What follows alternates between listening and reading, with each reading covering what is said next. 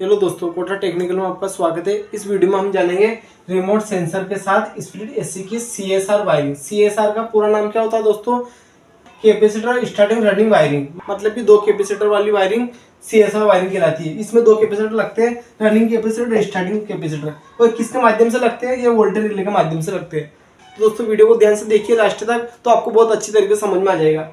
मैंने इसके पीछे वाली वीडियो में पीएससी वायरिंग के बारे में बताया था। अभी हम समझेंगे सीएसआर वायरिंग, मतलब कि दो कैपेसिटर वाली वायरिंग। दोस्तों अपने जितने भी अपने एसी की वायरिंग है, दोस्तों मैं विंडो एसी की वायरिंग की सभी वीडियो बना चुका हूँ। वो सभी वायरिंग की वीडियो आपको प्ले लिस्ट के अंदर मिल जाएगी। एसी की वायरिंग के नाम से एक फोल्डर है, उसके अंदर आपको सभी वायरिंग की वीडियो मिल जाएगी। उसमें आपको विंडो एसी की वायरिंग मिल जाएगी और स्प्लिट एसी की वायरिंग मिलेगी। और आने वाले समय में आपको इन्वर्टर टाइप एसी की वायरिंग भी उसी के अंदर मिलेगी। तो दोस्तों मैं आपको अभी समझाऊंगा सीएसआर वायरिंग के बारे में। तो दोस्तों मैं आपको जो भी अपने इलेक्ट्रॉनिक पार्ट लगे रहते हैं उनके बारे में आपको एक बार बताता हूँ। ये अपने पीसीबी, क्या दोस्तों? पीसीबी का पूरा नाम होता है प्रिंटेड सर्किट बोर्ड, मतलब कि अपने रिमोट के माध्यम से, इसके अंदर एक रिमोट रहता है, रिमोट के माध्यम से पूरी एसी को कंट्रोल कर सकते हैं पीसीबी के द्वारा। तो दोस्तों इसकी परिभाषा बोलेंगे तो इसकी परिभाषा क्या है? पीसीबी के द्वारा उपभोक्ता बिना सीट से उठे पूरी एसी को कंट्रोल कर सकता है। मतलब कि इसके अंदर एक रिमोट रहता है, रिमोट के माध्यम से पूरी एसी को कंट्रोल कर सकता है। पीसीबी पूरी एसी को कंट्रोल कराती है। जैसे आपने स्विंग मोटर को चालू करना है तो रिमोट के माध्यम से अपने स्विंग मोटर को चालू कर सकते हो। जैसे आपने ब्लो फैन की स्पीड को चेंज करना तो अपने हाई मीडियम लो इस तरीके से अपने तो ब्लो फैन की स्पीड को अपने चेंज कर सकते हैं। तो दोस्तों अपने कुल मिलाकर बात यह है, उपभोक्ता बिना सीट से उठे पूरी एसी को कंट्रोल कर सकता है पीसीबी के द्वारा।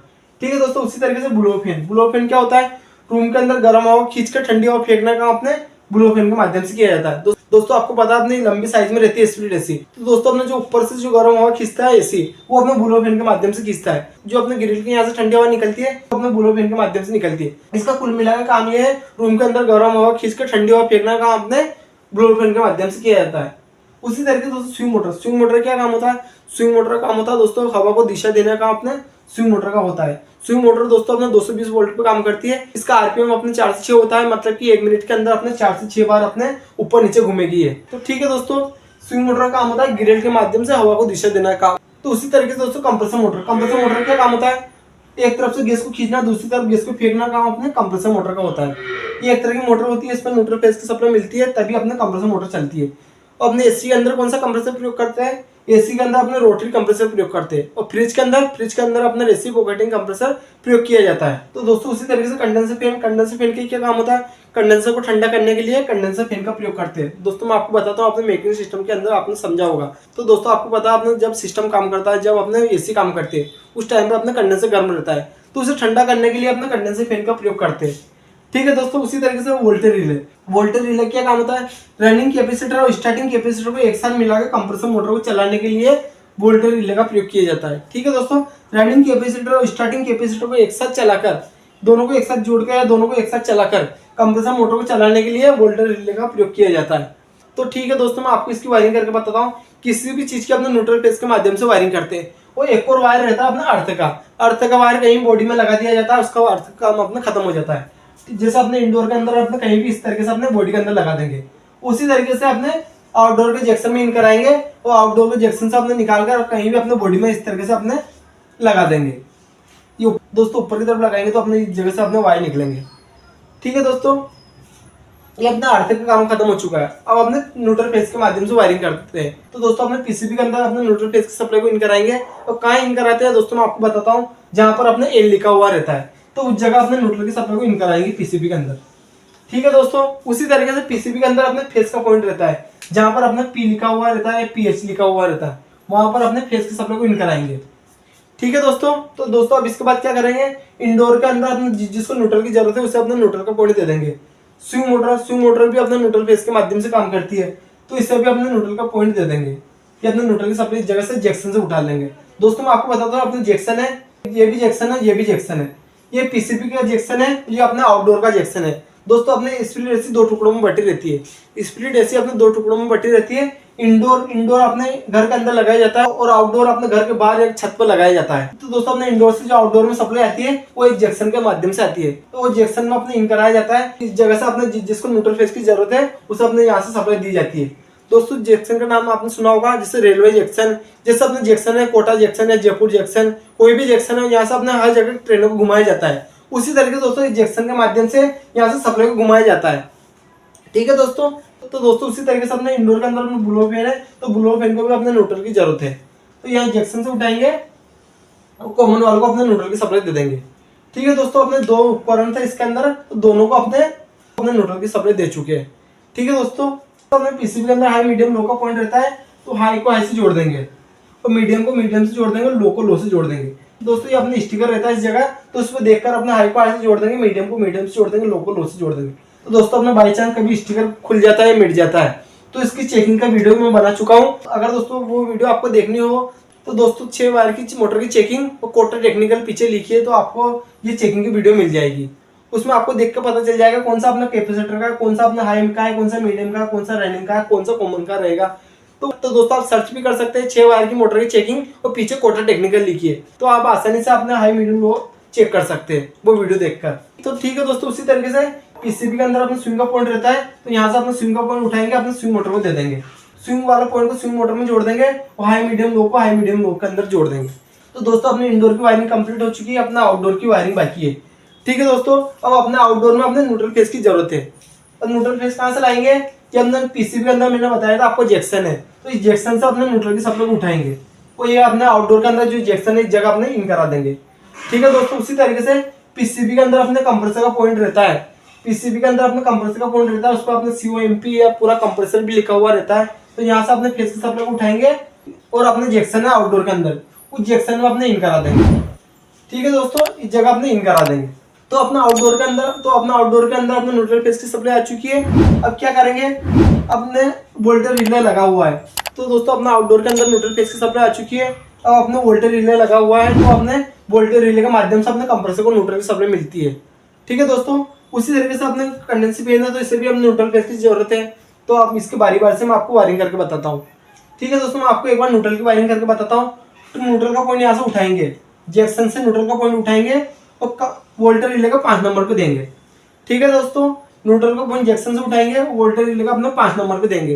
दोस्तों ये पॉइंट अपने फिक्स रहते हैं, हमेशा अपने 5 नंबर पर न्यूट्रल की सप्लाई को इन कराया जाता है और यहाँ से अपना आउट कराते हैं, कॉमन वाल को दे देते हैं। ठीक है दोस्तों, यहाँ से अपने न्यूट्रल की सप्लाई को आउट करेंगे और कॉमन वाल को दे देंगे। ठीक है दोस्तों, वीडियो को ध्यान से देखिए। उसी तरीके से अपने कंडेंसर फैन को भी न्यूट्रल की जरूरत है, उसी तरीके से कंडेंसर फैन को भी न्यूट्रल की जरूरत रहती है। तो यहाँ से अपने न्यूट्रल का पॉइंट उठाएंगे और कंडेंसर फैन को दे देंगे। ठीक है दोस्तों, अपने कंडेंसर फैन को भी न्यूट्रल सप्लाई मिल चुकी है। अब इसे अपने फेस की सप्लाई की जरूरत है, तो यहाँ से अपने फेस की सप्लाई उठाएंगे और अपने कंडेंसर फैन को दे देंगे। अपने कंडेंसर फैन को न्यूट्रल फेस की सप्लाई मिल चुकी है, तो अपने काम करने लग जाएगा। ठीक है दोस्तों, अपने मेन अपने कंप्रेसर की वायरिंग बाकी है अब। तो ठीक है दोस्तों, अपने कंप्रेसर की वायरिंग करते हैं। कंप्रेसर को अपने न्यूट्रल की सप्लाई मिल चुकी है। अब अपने फेस की सप्लाई कहाँ से इन कराएंगे, तो अपने यहाँ से फेस की सप्लाई को आउट कराएंगे, तो अपने जैक्सन से फेस की सप्लाई को आउट कराएंगे, तो ये 4 नंबर में लाएंगे दोस्तों। कहाँ लाएंगे दोस्तों, 4 नंबर में लाएंगे।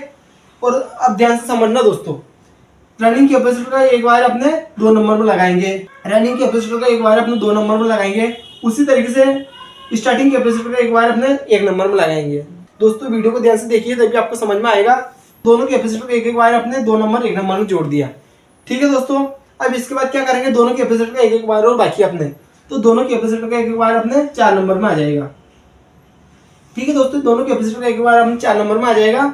तो ठीक है दोस्तों, अपने दोनों कैपेसिटर का एक एक वायर अपने 4 नंबर में पहुंच चुका है, और एक एक वायर अपने 2 नंबर में जोड़ा है, एक वायर अपने 1 नंबर में जोड़ा है। अब मैं आपको बताता हूँ, अपने 2 नंबर से सप्लाई आउट होती है। अब मैं आपको बताता हूँ, अपने 2 नंबर सप्लाई आउट होती है, तो ये कहाँ जाती है, अपने स्टार्टिंग की तरफ जाती है।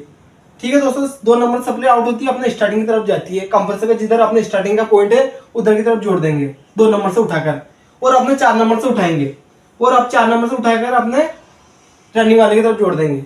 ठीक है दोस्तों, 4 नंबर से उठाएंगे और रनिंग वाले की तरफ जोड़ देंगे। तो दोस्तों अपनी वायरिंग कंप्लीट हो चुकी है, आपको वायरिंग समझ में आ चुकी होगी। मैं आपको एक बार और समझाने की कोशिश करता हूँ। तो दोस्तों हमने सबसे पहले क्या किया, पीसीबी के अंदर न्यूट्रल फेस की सप्लाई को इन कराया है। न्यूट्रल का पॉइंट हमने न्यूट्रल का जंक्शन पे इन कराया है, और फेस का पॉइंट अपने पीसीबी के अंदर फेस वाला पॉइंट पर अपने इन कराया है। ठीक है दोस्तों, तो दोस्तों अपने इंडोर के अंदर दोनों उपकरण थे, तो दोनों को अपने न्यूट्रल की सप्लाई को इन करा दिया। स्विंग मोटर को अपने न्यूट्रल की सप्लाई दे चुके हैं, उसी तरीके से ब्लोअर फैन को भी अपने न्यूट्रल की सप्लाई दे चुके हैं। ठीक है दोस्तों तो हाई मीडियम लो को हाई मीडियम लो से जोड़ दिया, और स्विंग वाला पॉइंट को अपने स्विंग मोटर से जोड़ दिया। तो अपने इंडोर की वायरिंग कंप्लीट हो चुकी है उसी तरीके से। तो दोस्तों उसी तरीके से न्यूट्रल फेस की सप्लाई अपने जंक्शन में इन कराई है। पीसीबी के न्यूट्रल वाले जंक्शन से उठाकर आउटडोर के न्यूट्रल वाले जंक्शन में हमने इन कराया है। उसी तरीके से कंप्रेसर वाला पॉइंट को यहाँ से आउट करा कर हमने फेज वाले पॉइंट में इन कराया। तो ठीक है दोस्तों, कंप्रेसर वाला पॉइंट को फेज वाले पॉइंट में इन करा दिया। अभी अपने आउटडोर के अंदर न्यूट्रल फेज की सप्लाई आ चुकी है, आउटडोर जंक्शन के अंदर अपने न्यूट्रल फेज की सप्लाई आ चुकी है।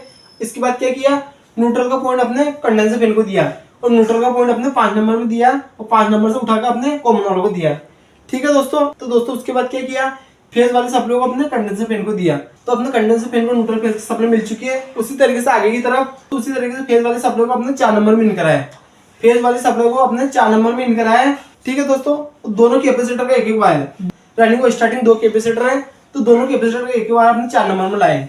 ठीक है दोस्तों, तो दोस्तों उसी तरीके से रनिंग कैपेसिटर को एक वायर अपने 2 नंबर में जोड़ा है और स्टार्टिंग कैपेसिटर को एक वायर अपने 1 नंबर में जोड़ा है। दोस्तों इसके बाद क्या किया, तो 2 नंबर से सप्लाई का आउट कराकर हमने स्टार्टिंग की तरफ जोड़ दिया। जिधर अपना कंप्रेसर का स्टार्टिंग पॉइंट था उधर 2 नंबर से यहाँ सप्लाई को उठाया और स्टार्टिंग की तरफ जोड़ दिया। ठीक है दोस्तों, तो दोस्तों उसी तरीके से वोल्टेज रिले के 4 नंबर सप्लाई को आउट कराकर रनिंग वाले की तरफ जोड़ दिया। जो 4 नंबर से अपने रनिंग को जोड़ा है, 2 नंबर से अपने स्टार्टिंग को जोड़ा है और 5 नंबर से अपने कॉमन वाले को जोड़ा है। तो दोस्तों हमने वोल्टेज रिले के जितने भी पॉइंट्स है वो सब भरा चुके हैं, ओनली बस अपने 1 नंबर का पॉइंट, एक पॉइंट अपना खाली है। तो ठीक है दोस्तों, अपनी वायरिंग कंप्लीट हो चुकी है। दोस्तों मैं आशा करता हूँ आपको वायरिंग समझ में आ चुकी होगी। फिर भी आपको कंफ्यूजन है वीडियो को एक बार देखिए। अगर फिर भी आपको कंफ्यूजन दूर नहीं होता है तो वीडियो पर कमेंट कीजिए, मैं आपको एक बार समझाने की कोशिश करूंगा। अगर दोस्तों आप चैनल पर नए हो तो चैनल को सब्सक्राइब कर लीजिए। मेरे चैनल पर आपको house wiring, motor winding, AC, fridge, RO, washing machine, deep freezer सभी का कोर्स बारी बारी से कराऊंगा, साथ में प्रैक्टिकल के साथ करके बताऊंगा। तो दोस्तों चैनल को सब्सक्राइब कर लीजिए और दोस्तों आपको वीडियो अच्छी लगी तो वीडियो को लाइक कीजिए और साथ में एक प्यारा सा कमेंट भी कीजिए जिससे मेरा हौसला बढ़ सके। तो दोस्तों मिलते हैं पीछे वाली वीडियो में। वीडियो देखने के लिए बहुत बहुत धन्यवाद।